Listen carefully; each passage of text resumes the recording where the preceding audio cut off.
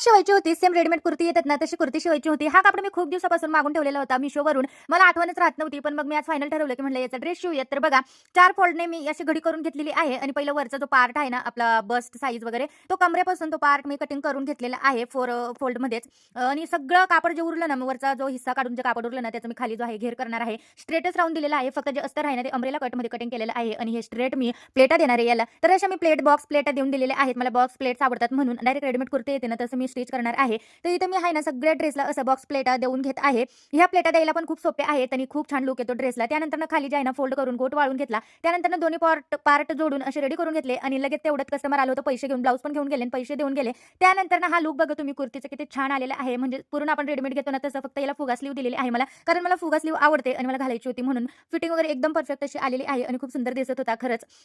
तर चला, व्हिडिओ आवडला असेल तर व्हिडिओला लाईक करा.